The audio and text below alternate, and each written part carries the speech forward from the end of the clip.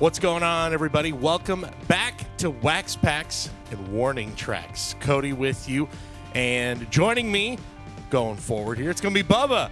If you are a fan of us here on Mojobreak.com, Fanatics Live, you know Bubba over on Fanatics Live. He is our man holding things down over there. Bubba, what's going on, dude? So good to be here. Happy Thursday to you.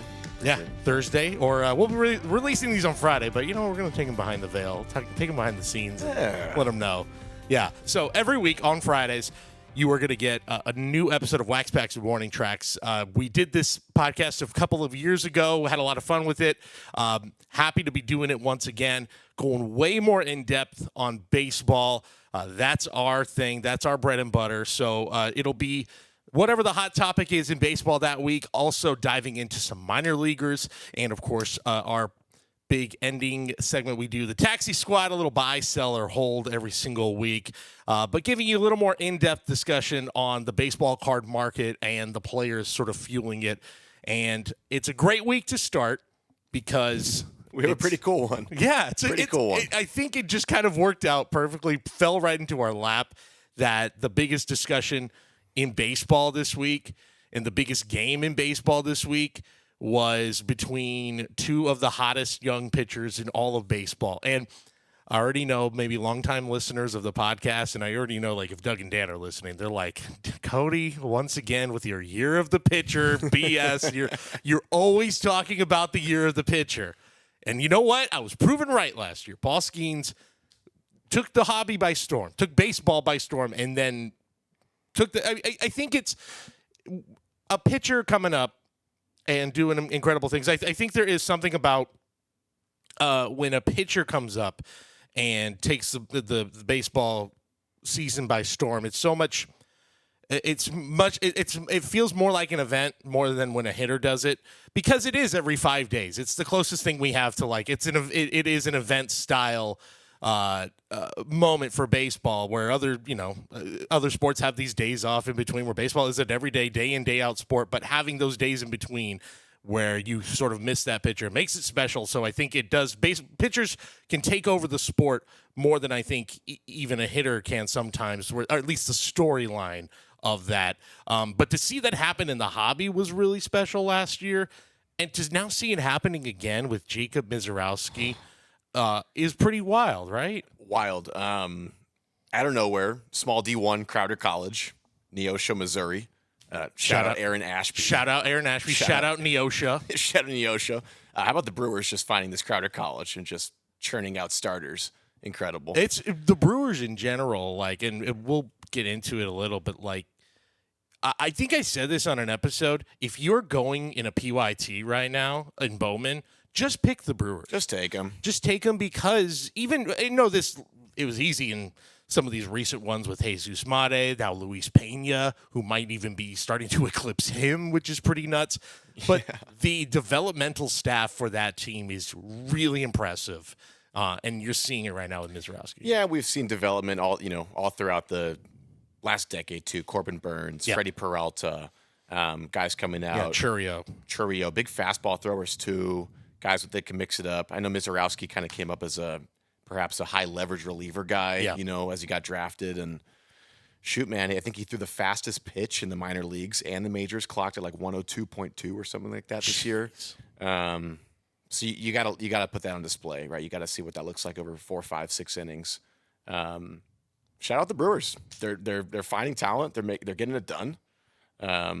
They're in a good spot. Do they make a deal? Do they make a deal at the deadline to kind of support that cast a little bit?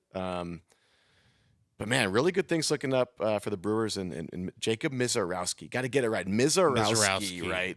Took me about a week. These two guys also face off a day from where we're recording. They faced off yesterday, and look, that was destined to be a pitching matchup where, like, everyone's like, oh, the highest.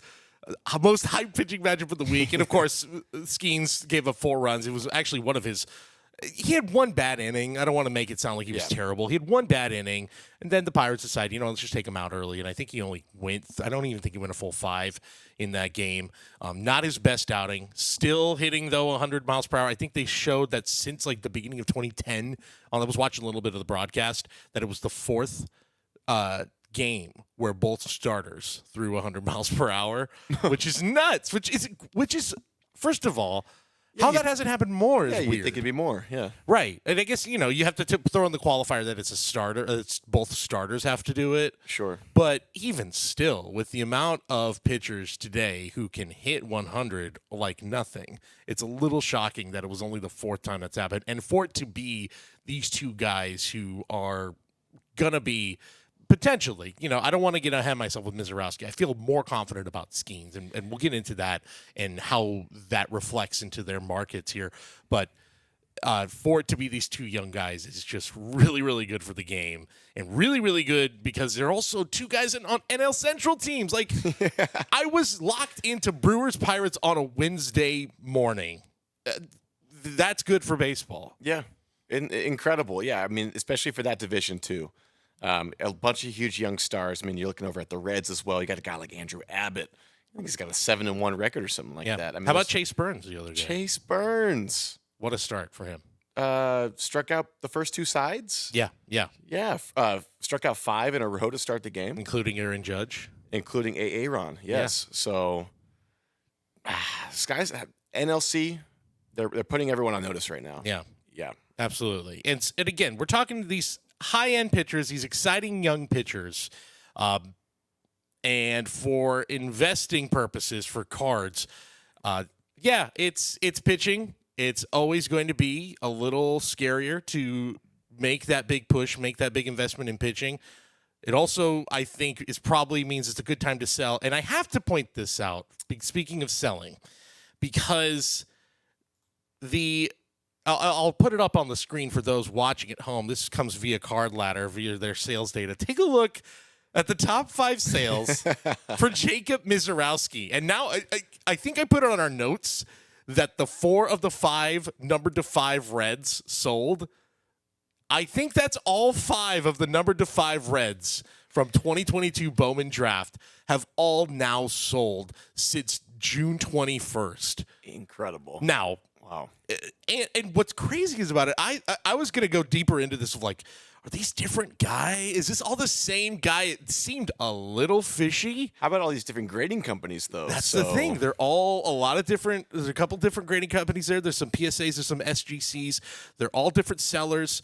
And they're all selling at the low end, $8,900. On the high end, $10,250. To me, the easiest decision, they all probably saw that 80, whatever the first one was, 10 grand on June 21st, and everyone went, well, it's time to get out now. And I tend to think that that's the right choice, given everything we have talked about with Misiorowski. He's incredibly impressive. He had a slider that I can't remember who it was on the Twins. Was it Willie Castro or somebody else on the Twins? Sorry if it's Willie Castro. I don't mean to throw you under the bus, who just looked like, why even play baseball after the way he struck out? Tied and knots, fell on his butt. Yeah. Like, terrible. Mm-hmm. I say terrible, but like, yeah, you put me up there and I am just going to be flailing at everything because this is the nastiest, filthiest stuff I've seen in a long time.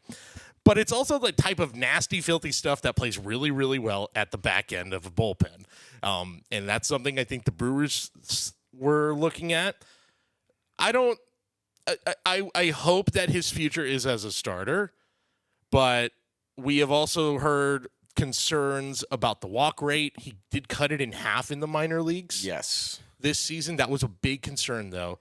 And he's not giving up the hits right now. At some point, it is going to even out. The walks haven't been a huge concern for him in the majors as of yet, but yeah, I mean, clearly, this is not a Skenes situation to me, where Skenes comes up and he is this like once in a generation. We all can see it. He's built right. He's also built like to last. Right. Where maybe Misiorowski, a lot of all arms and legs, 6'7" and under 200. Like there's that concern for me as well. So. I guess that's where I'm at with Misiorowski. Obviously, this is not a buying situation at the moment with Misiorowski. I'm not buying Misiorowski. You brought up Paul Skenes as a nice comp there, especially with them going toe-to-toe yesterday. Paul Paul, look, we saw him on national television at LSU. We saw him months in advance. He was playing alongside Dylan Cruz, the Golden Spikes Award winner. The storyline was there, the Livy Dunn, the spectacle, of it all. Paul Skenes was going to be number 2, number 3, number 4 in that draft. College World Series comes around. All of a sudden, he's blanking teams in the World Series. He's number 1. We don't need to get into Dylan Cruz. We know how he's doing, and get well soon, Dylan, as well.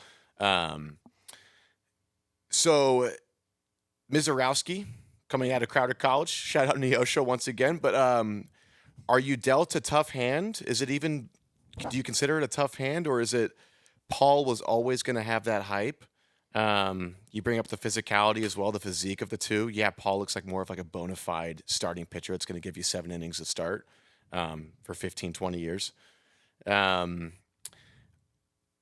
don't know. Sports science, StatCast era, does a lanky all-arm guy like Misiorowski just find his lane? I want to think of a guy with a lot of arm action, Steven Strasburg, but he was complete physically, right? And still had had a little taxing on his arm and stuff. So, I'm rooting for him. I'm not buying him, no, but I'm rooting for him. Yeah, I'd love to see that 10,000 be a 15,000, but I mean, you have to be. I mean, we'll talk about Paul as well in his market too. But yeah, fun time for the hobby, fun time for pitchers in the hobby. And I'm even thinking about old sets. I don't want to get too off track here, but like 2020 Bowman, people are going back to buy Tariq Skubal for Bowmans now. Yeah.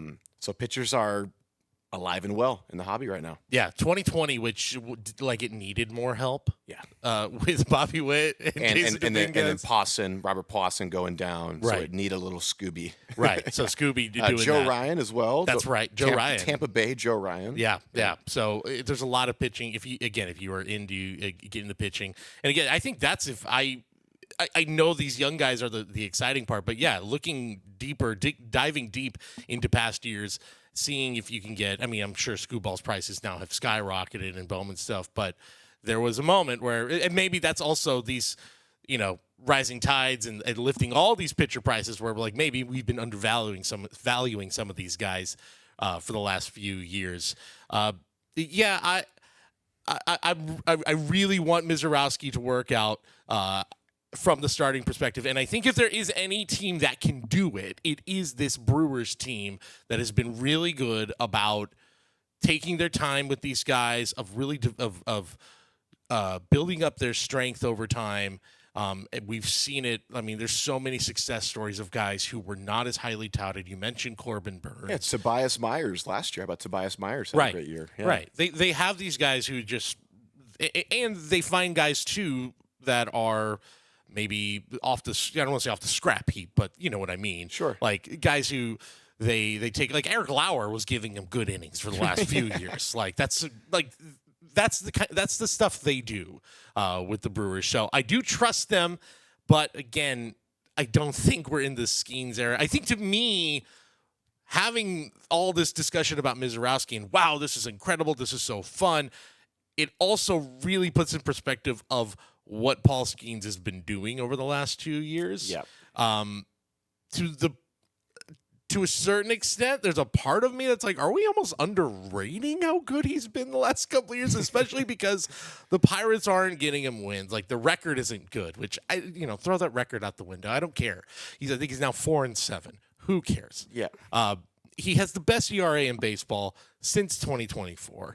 I believe right now he is leading all of baseball in WHIP, hits per 9, and home runs per 9. He's still just 23 years old. His Bowman Chrome draft superfractor PSA. It's a PSA 7. That's rough. Don't print it. Don't put that in a pack. Don't get a grade on your superfractor. That's what I say. Yeah, it's a 1 of 1 already. Let's not put that in a pack, Topps. Yeah. Let's not put a 7 superfractor scheme. There's that too, yeah. Because it's not like the person who pulled that just went woo, just threw it up in the air. Yeah, like come on, that's a huge card. Sold recently in September for $123,000. $200 was the most recent sale of a Paul Skenes Superfractor. I believe that the estimated value of that is now up another $3K, which, again, is pretty remarkable given that just the trends on these always just kind of go down because that's just the way everything kind of evens out. It goes back to the mean. The fact that that's still at that price is pretty nuts, and I think to speak to not just – I know there's all the off-the-field hype with him and Livy Dunn and all that and what he means to the hobby in general, that he does kind of represent this moment. But I think it also just speaks to how special he is, and I think we do need to take – especially a lot of collectors who are like, man, why – this is crazy that this is still happening. It's like, well, stats don't lie. And when you watch him, even in a game where he was not at his 100% best, 100% sharp, there were still moments in that game where I went, good Lord, this guy is absolutely filthy, generationally filthy. He is that good, and you brought up wins earlier, with a 4-7 record or something like that. Shout out Jacob deGrom for all those years being like 8-9, but with like a 1.7 ERA.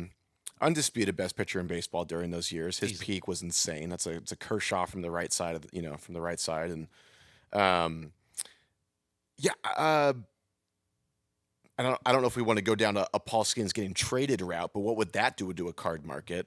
If that PSA 7 is a PSA 8, a 9, a 10, what does that do to that value? If it's a 6, what does that do to that value? Does that card get cracked? Right? And does it sell for 150 raw?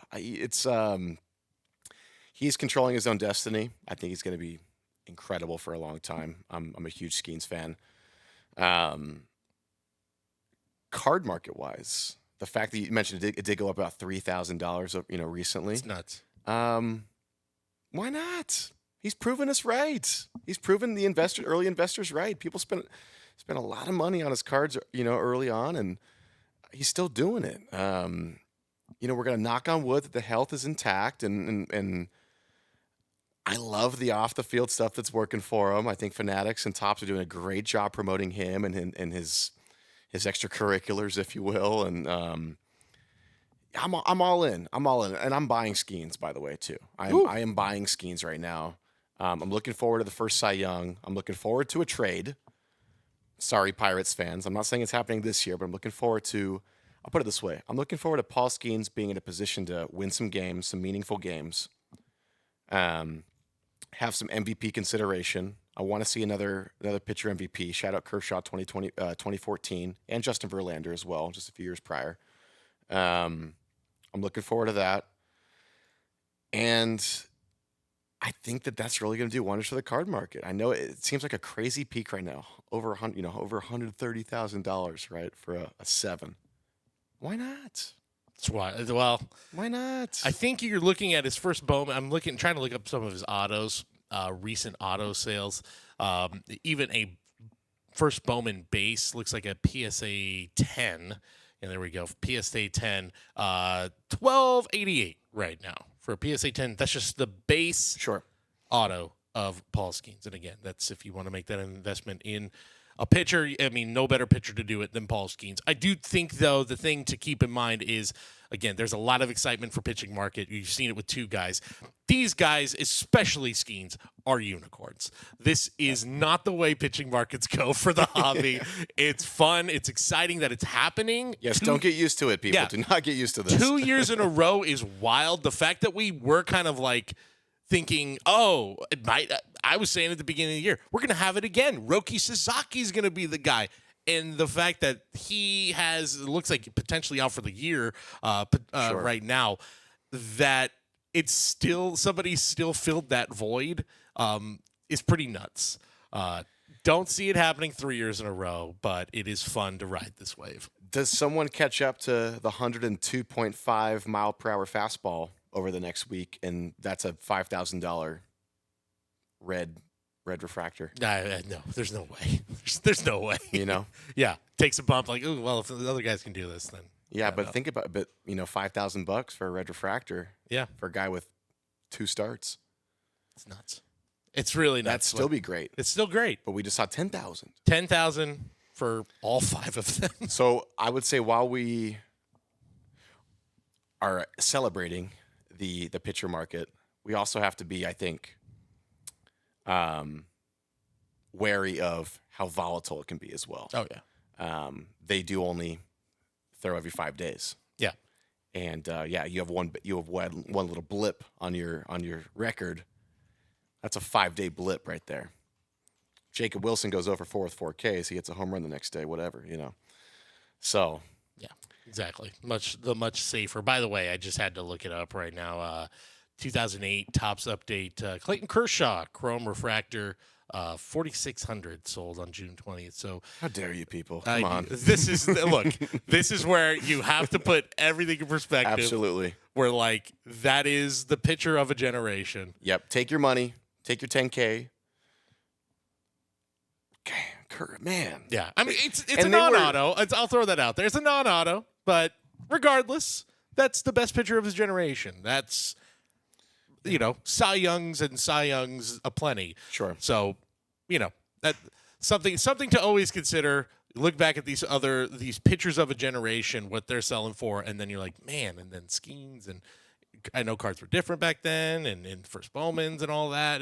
I know it's different, but it always just kind of good to put things in perspective. I'd like to see a little boost for those guys, the Kershaws, the Verlanders, the DeGroms of the world. They should. Absolutely. Yeah. Now, again, I'm going lifetime here. Now, here we go. This is where I can give you a little bit of a. We'll give Kershaw the bump. I was looking at recent sales back in November, 123,000. He's Paul Skenes. Yeah, he's Paul Skenes. Yeah. I mean, these are comps. These are, if you just look at the sale price, this is Paul Skenes right here. Yeah, that's a BGS 10, by the way, for those listening at home. BGS 10 for Bowman of Clayton Kershaw, red, numbered to 5. That's a $123,221 on that one. Carlighter likes it more. $135K on that one is what their estimated value is of it. So would you rather have the Paul Skenes Superfractor in a PSA 10 or the Clayton Kershaw red in a BGS 10? PSA 7, excuse me. It's weird to say this, but I think I'd actually go the Skenes just because, well, I don't know. That's the thing. It's the Kershaw that's not going down. I don't think it goes up much more, but it's certainly not going down. He'll get enshrined. Yeah. Maybe another ring. Maybe, yeah. Are the rings really adding? Right. Does it add any value? Is he going to be pitching in October? Exactly. Right. Like that's what you have to consider is how much does he actually pitch in October if he's there? The enshrinement will do a weekend bump for him, I think. It's way more enticing to do the Skenes because you have to think, man, what if he is Clayton Kershaw? What if he is this 3-4 time Cy Young Award winner, wins an MVP, couple rings. Yeah. The thing is the rings is the thing where don't see that happening in Pittsburgh anytime soon. Maybe they call up Bubba Chandler and maybe they're like, hey, we got our dual aces and we've got something here. Yeah, maybe they trade for Jacob Misiorowski. Yeah, maybe they do that. I don't know. Maybe they start acting like a Major League Baseball team that wants to win. Yeah. Can we see Misiorowski on Team USA? Can we have him pitching out of the bullpen for Team USA? Let's do that. Yeah, bullpen. Yeah. The Brewers are going to be like, no shot, kid. You're not pitched. Sorry, bud. Yeah, give him the 8th inning.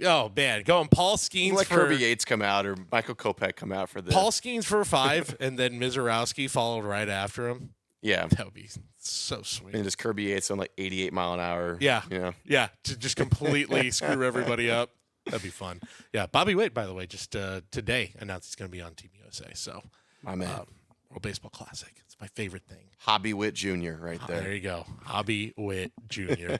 All right. Let's get off the pitching for a bit and let's talk about our new release, Topps Dynasty Baseball. You're going to be ripping it on release day, I would imagine. Is that correct? That's correct. I'm looking for a big logo man. Logo mans. Yeah. So we kind of talked about it on the hype this week. The fact that logo mans in baseball for baseball collectors just don't quite have the juice of the other sports. And I can't put my finger on to why. Because it is an icon. It looks great in a card. And maybe I've now, as I'm talking through it, I'm starting to realize exactly why, where a shield and a NBA logo, and even an NHL shield, those can be placed into a vertical card and look great. Oh. Whereas an MLB logo is tougher. it kind of has to go in a horizontal, right? And I think horizontals just don't have the same, like, you look over the rest of the hobby. Like, I think verticals always sell better than a really, really good horizontal. Not where I thought you were going to go with that. Okay. One. And I had not even thought about that. Yeah. Horizontal, vertical. It's so strange how that makes all the difference. Okay, that makes a huge difference. I was not thinking about that. Where my mind goes is, how many football games do you play a year?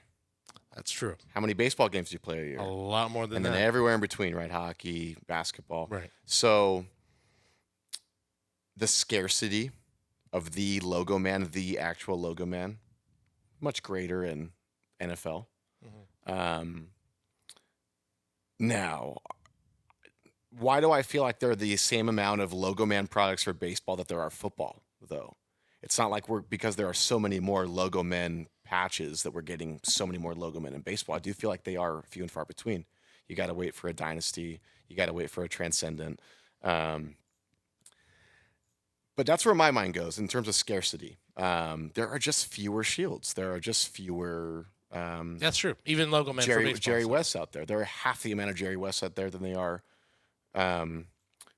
Who are we going with for? For baseball? For baseball, it's Harmon Killebrew. It's Harmon Killebrew. It is Harmon Killebrew. I believe a fact that is Harmon Killebrew. I've heard that. I've heard others, but Harmon Killebrew's been the most consistent. Now, I don't think it's as official as like NBA being like, the logo, Jerry West. We know who that is. We're not calling Harmon Killebrew the logo. No, whereas I think Harmon Killebrew is not officially the guy, but I think when asked, like the person who made the logo said, yes, I modeled it after that, but it's not a direct. It's not directly taken from him. Yeah, but it's Harmon Killebrew for all intents and purposes. And I'm biased too. I mean, my favorite logo man in sports is the baseball logo, the MLB. Great. Yeah, I think it's aesthetically pleasing. I love the I'm all in. I like it a lot. Yeah. Value wise, I remember last year we hit first of all, shout out Dynasty. I love that they have logo man throughout the years.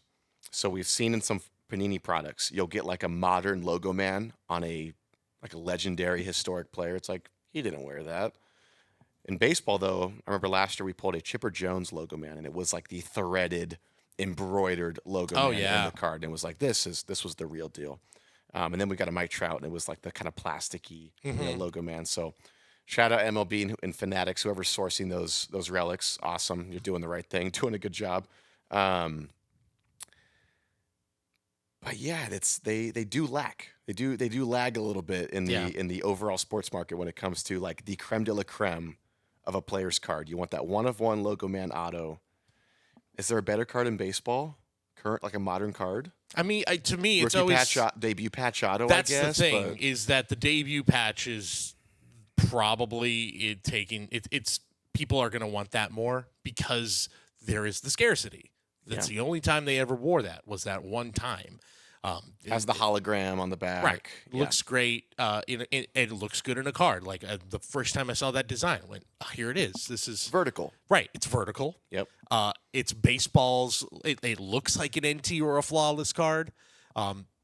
It just hit all the marks. And frankly, for baseball collectors, we are so ingrained with like the first Bowmans. Like first Bowmans are always going to be king, and that first Bowman Super is always going to be the one. Now, could change here. You probably saw that sales graphic earlier where we had Paul Skenes, and it's pretty notable what the number one card was. It wasn't his first Bowman Superfractor; it was the rookie debut patch. Right. So that's a trend over 5 years that I'll be really fascinated to see which wins out. There's going to be players, like I bet you if you looked at Jackson Holliday's first Bowman Super, I don't know, I can't tell you off the top of my head if it's even sold or if it's even like where it is, but I bet that probably sold for more. 22 draft. Yeah. Yeah. I bet that sold for more than his debut patch because of the hype surrounding him coming out of Bowman rather than where he's landed in the majors, which, by the way, I think we're kind of just a quick aside. I feel like we're kind of sleeping on Jackson Holiday, who's having a low-key, much better 2025. But we just move on so quickly. Right. That we don't get. And also, it doesn't help that the Orioles have cratered this year. What happened? I don't know what's going on there. That's it makes no sense. That's a topic for a different actually, I for know a different week. I know exactly what happened. This is just a straight-up baseball cover, but I know exactly what happened is everybody went, that pitching staff sure doesn't look good. Yeah. Hope that doesn't come back to bite them. And whoopsie, that pitching staff is not good. No, and it's it came not. back to bite them. Yeah. Like, everybody knew. It drives me insane. Everybody watching baseball knew, like, you're going to go with Zach Eflin as your ace, Tomoyuki Sagano, who's like 35. Has anyone ever seen him pitch? Nobody knows what that's going to be, and you're just going to hope and pray that Grayson Rodriguez becomes the ace. And I know Grayson, I think's been hurt. Was Kyle Bradish part of these plans at some point? Right. Yeah. Cade Povich, maybe. Their biggest mistake is, and I know, maybe now they're feeling good about the decision, but not bringing back Corbin Burns to me was, at least you would have felt like going into the season, hey, they got a chance, they got an ace. Were they going to pay over $200 million like the D-backs did? They should have. They just got a new ownership who said, hey, we're going to spend, and I guess if you're spending on Tyler O'Neill and all those guys. Can we also name young guys without contracts yet on that team? A lot. A lot. And where's Enrique Bradfield?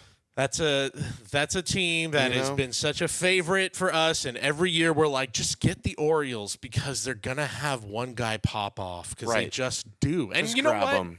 They still are. Sam Basallo is having a really, really nice Nothing season. wrong with Sam Basallo. He's doing really well in the minor leagues this year. Griff O'Farrell, Matt Corvath. They got some young infielders coming up. They have an influx of young infielders. They all look the same, by the way. They all look the same. They all are going to be all-star caliber guys. Yeah, it's like the 2012 Angels with Matt Thaiss, Mike Trout, Cole Calhoun. It's just like a carbon copy of these guys that either hit homers or strike out. They just can't develop pitching right now. Whatever it is, they cannot develop any pitching. And will that always be the common denominator for teams that get it done? Always. Just pitching. The teams that can develop pitching in-house and guys, you're seeing it with the Brewers. You're seeing it with, these organizations that just continue to win in and out. Tampa. I hate to bring up the Dodgers because of their injury woes, but year over year, they do. They just have a guy. They do. That's the thing is why they're always like, beginning of the year, they're like, wow, 7 starting pitchers. And now they're like, well, we just brought up this guy from AAA Oklahoma because we have no pitchers right now. Yeah, Dreyer. And they'll still be fine. You're leaning on a guy like Robleski. Right. Hopefully River Ryan comes back. But, it's like. Yeah. Kasperius in the pen, they've found something there. Like, again, they just do this every single year. Yeah. They're not smarter than anyone. It's just pitching. They're kind of smarter than everybody. Let's be honest. I'll take it. Yeah, look. I'll say that from afar, and also hearing a bunch about the way the Red Sox have been handling things and how much they aspire to be the Dodgers. Yeah. And the Dodgers are smarter than everybody. Well, shoot, we might see Walker Buehler back in a Dodger blue uniform in about a month here. He needs to get the hell out of Boston. Things are not going well for him. What happened? I mean. Yeah, we can again get another topic That's for another topic. Conversation. Yeah, I've got a first Bowman. Red Sox Dodger relations is a whole nother topic. I got a first Bowman Walker Buehler where I thought I made a great investment like 4 or 5 years ago, thinking this guy's gonna win Cy Youngs for the next 2 or 3 years. 15 draft? Where you getting a Walker Buehler first Bowman? I found it on eBay and I was like, oh, a good deal. I'll take it. Yeah. Take a flyer, and it's not worked out. So. Yeah. Well. Oh well. Hey, let's wrap things up with what we're calling the taxi squad. If you're familiar with baseball, there's guys on the taxi squad where they have to be ready to go to be called up real quick in case of an injury or case of something. So this is our version of the taxi squad. Guys, we're going to call up or send down, buy, sell, or hold. Basically, are you calling them up? Are you sending them down? Or are you putting them on the bench? You're holding. Yeah. 3 guys that I think are interesting cases that have been. Some of these guys have been very, very familiar names for collectors for the last few years. Some of these guys have maybe been a little less familiar. So let's go 3 guys. Junior Caminero is the guy that I have really been kind of obsessed with the last year, who was a rookie in last year's products. And I feel like in Series 1, was considered one of the top chases. And as the year went on, I feel like he went from, top 3 or 4 chase to maybe might have fallen out of the top 10 among rookies at one, I think by the end of the year last year. Like, let's just off the top of my head, Ellie De La Cruz, Paul Skenes, Jackson Holiday, Jackson Merrill, Yamamoto, Churio, then I know I'm probably missing Cowser, maybe even. Cowser went on a little bit of a run. Yeah. While it should have been Caminero. Yeah. Totally agreed. Yeah, he really fell off, but I think he's making a really strong case to be a first-time All-Star this year. He's also, the Rays are red hot right now. Yep. Suddenly, we just all kind of slept on them, and look, they're 10 games over 500. They're in a wild card spot. Shocker, the Tampa Bay Rays are surprising in the baseball world. He's 21. He's got a 1.6 WAR right now. The home runs are legit. He's now up to 19 this season. He's the most valuable player on that team. Definitely. Hands down. Absolutely the most valuable. Where are we on Junior? I'm going to take a look at some of his recent card sales. I'm sure, again, he's not super, super cheap. By the way, he did have one rookie debut patch sale for $66K back in 2024, but just recent sales I know are not nearly I believe that was greater than the Jackson Holiday sale as well. Which is interesting because, again, Junior had a decent rookie year, but nothing that was insane. 248, a 105 OPS plus, only 6 home runs. And again, a lot of that, though, was injury. He only played 43 games last year. So he's back this year. He's fully healthy. I'm looking right now on June 7th. I've got a 23 Bowman Chrome first from a Mega. This is an interesting card. This comes from a Mega. 1 of 1 PSA 9 sold on June 7th for $3,500 of Steal. Junior Caminero. Steal. A steal, you say. So you're a buyer. So you're starting. You're calling him up. I'm calling him up. I come off of a hot Inception to 75 rookie auto pull from Fanatics Fest. That is true. Caminero. So that's true. So you've got a little invested here in Junior. I'm feeling the Junior here. Look, you mentioned he's got approaching a 2 WAR almost. Most valuable player on that team. They're gonna be scrappy. You don't want to run into that team in the playoffs. They have some cash. They're going to run into a new stadium, I think, coming up. They are finally, their ownership situation is finally getting resolved. I like the lore around Junior Caminero and having, giving Tampa Bay a young, hot star that they deserve, that did not come to fruition the last handful of years that we were all expecting. I like the lore. I like the storyline of this. I like that he was hyped up, so he had that pedigree coming into things. It wasn't like a fluke that he's doing what he's doing right now. People kind of took their eye off the ball a little bit, myself included. I wish I was buying him 6 months ago. And then he's kind of on a little bit of I told you so campaign right now. Yeah.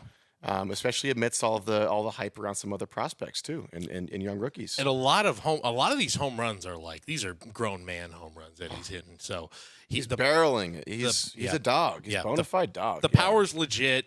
You mentioned it. I didn't even think of that part of it. It is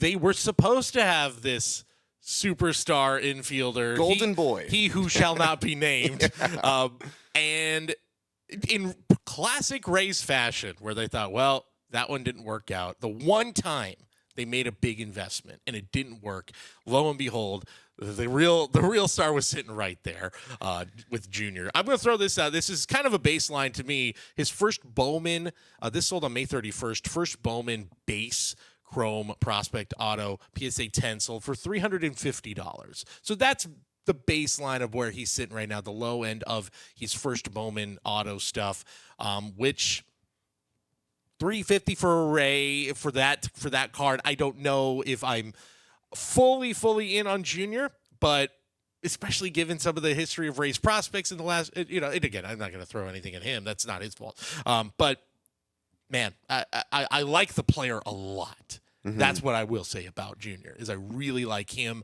I like what he's showing.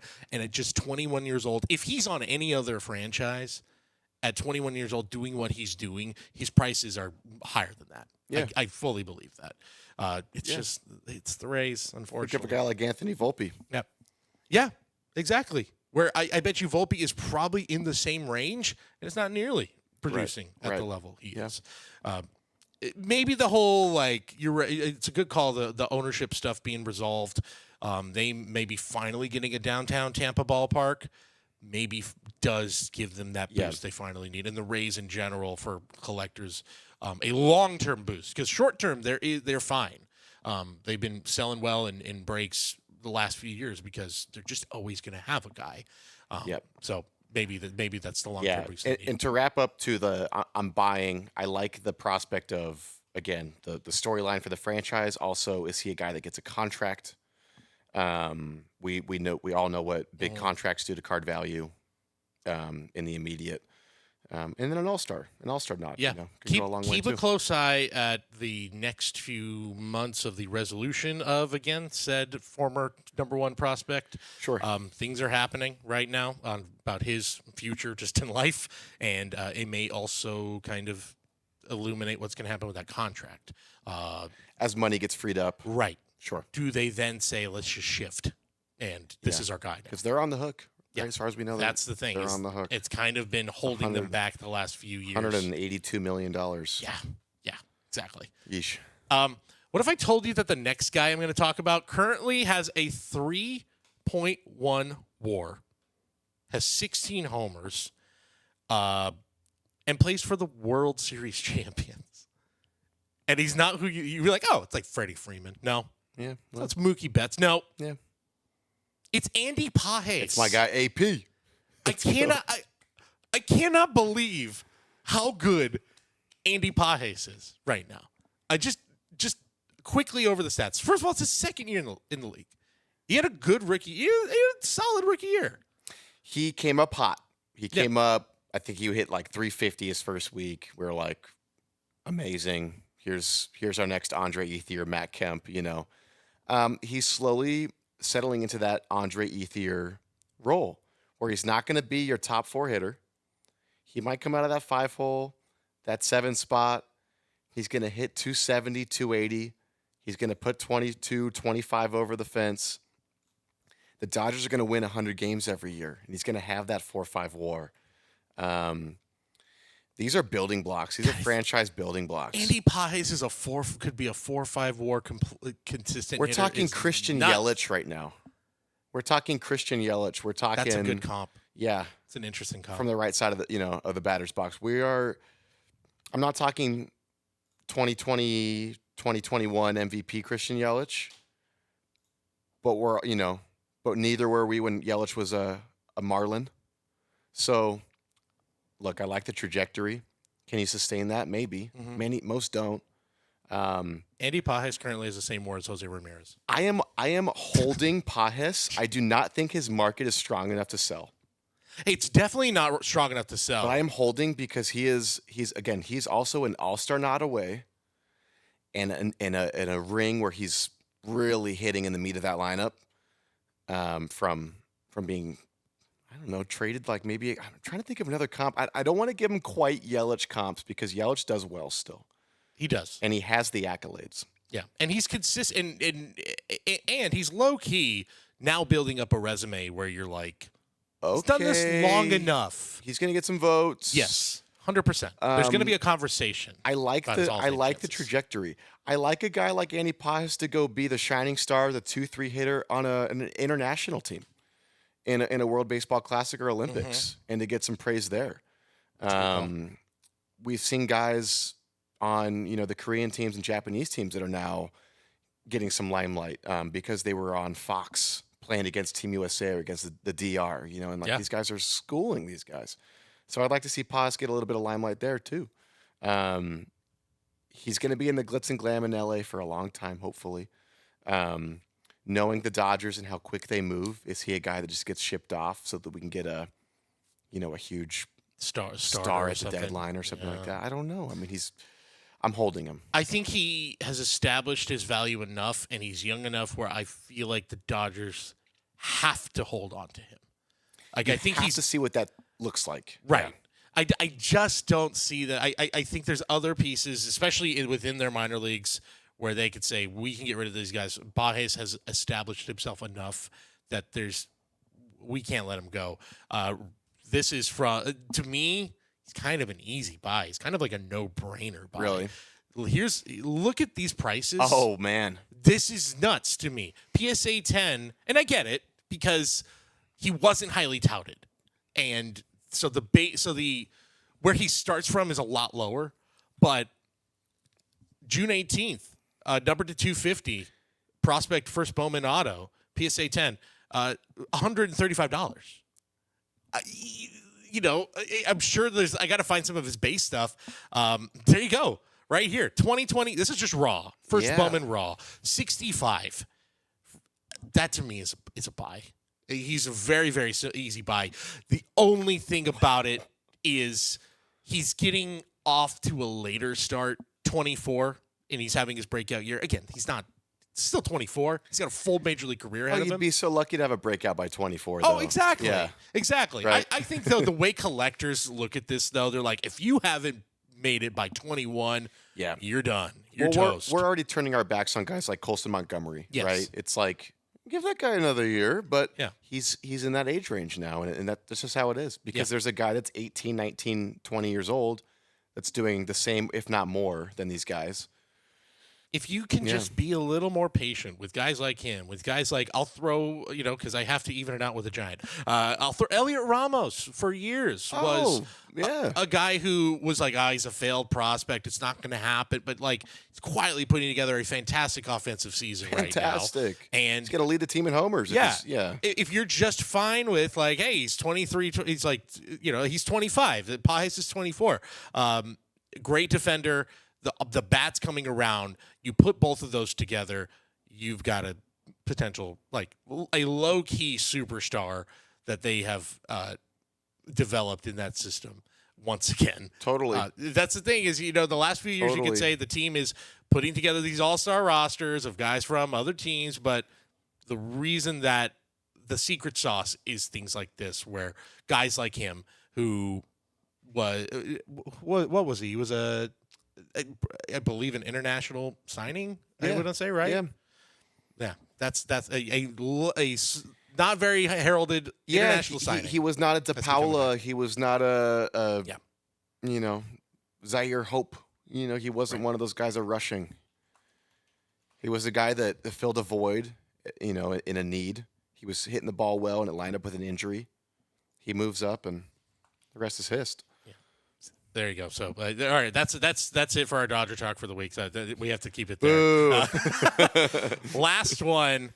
This is like I feel like I talk about this guy so much that it's a running joke at this point. We've talked about him I would say, give me guys in my time here at Mojobreak, guys who like define my time here. There's a lot of big names, sure, fine. You could throw out. Some of the big rookies like Anthony Edwards in basketball, or for baseball, you could, there's a lot of big Julio Rodriguez, Bobby Witt. Those sure fine, yeah. But for my money, Joe Adell defines my time here better than anybody.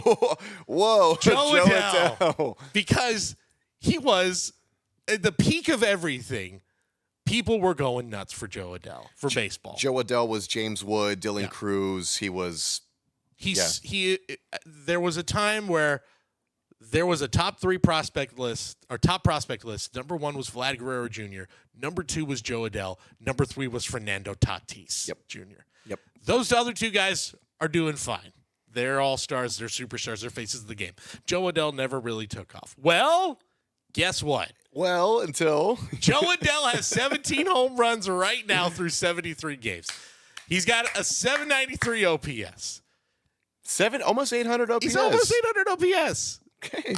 I'm just saying, he's been red hot for like the last month, I'm not saying Joe Adell's going to be Tatis or Vlad Jr. I have to look right now. I got his baseball. I got his baseball reference page. 2020 Series 1?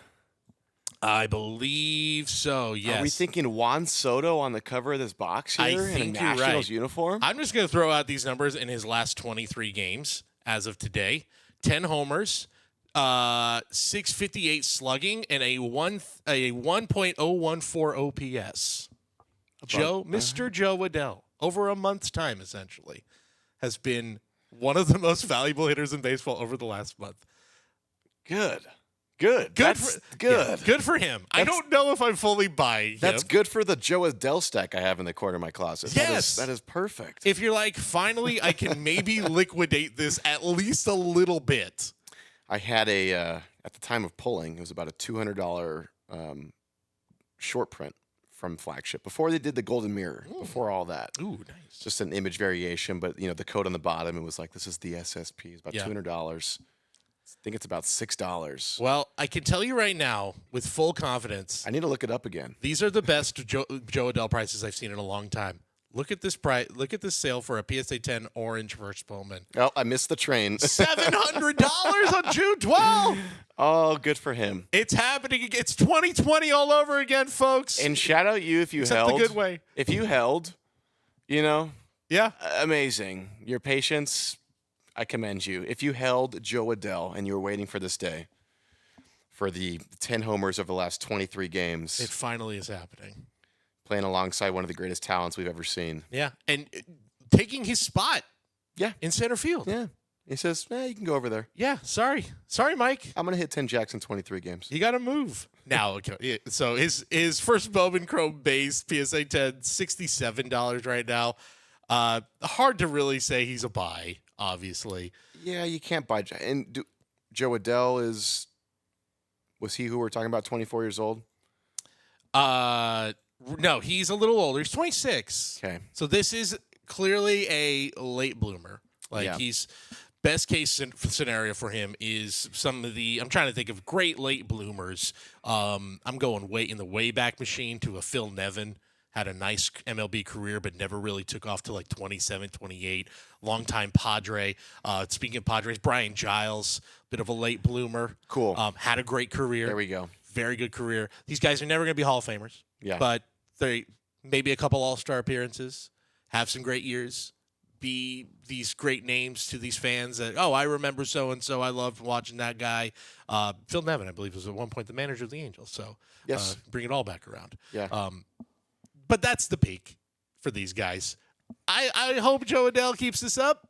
He's maybe he turns into, a low average, high power hitter who plays decent. Play some decent defense. Is McCutchen 280, 22 jacks a year? Is that a little too much? That might be even pushing it. Yeah. Is he, if he's going to keep the power up, is he a Carlos Gonzalez 265 with like 30 jacks kind of guy? Maybe. Even now he's batting only 230. Should mention. Okay. Low on base, 306 on base. I mean, he's kind of an all or nothing guy. It's like will he be like an Alec Thomas, that just kind of just steady stays in the lineup, but it's I don't. Yeah. Look, the fact that you can even say right now, hey, I can sell some of my Joe Adell stuff and make something. You maybe aren't going to be an ultimate winner here. And I think if you have been holding on to him for that long, you've accepted that fact. Yeah. So the fact that you can even get, if you have a number to 25, you can get close to $1,000 for it. That's a win at this point. So probably time to sell your Joe Adell cards. Shocker. But hey, good for him. I just am happy that he's finally doing well. Right. I've been rooting for this guy for a long, long time. If you remember when he got called up in 2020 with that weird, in the weird COVID year, and the ball went off his head. He had the Jose Canseco home run where the ball goes off his head and over the wall. Oh, geez. And that was his first week in the big. It happened twice. Yes. Yeah. It happened twice to him. That's right. He's just had the worst luck. And again, being in the same conversation with Vlad Jr. and Tatis, and that happens to you. It's one guy has to be that guy, and maybe it won't be Joe Adell. Yeah. Cards aside, Tip of the cap to Joe Adell. Happy for him. Let's do it, buddy. Very happy for him. Well, there you go. We couldn't kick this off without talking about Joe Adell because, again, I feel like I'm contractually obligated to talk about Joe Adell. There we go. When it comes to baseball cards. So there you go. Bubba, this was fun. Let's do it again next week, shall we? Let's do it again. Of course, make sure to subscribe. If you're watching this, Mojobreak Media, subscribe to the channel. The Hype every Tuesday. Now Wax Packs and Warning Tracks every Friday. Plus, we got weekly box break videos as well. If you're listening to us, make sure to go over to mojobreak.com to get into all of your breaks and mojobreakshop.com to get all the latest releases. Topps Dynasty Baseball is out this week. You don't want to miss that. Till next time. See you guys later. Cheers. Peace.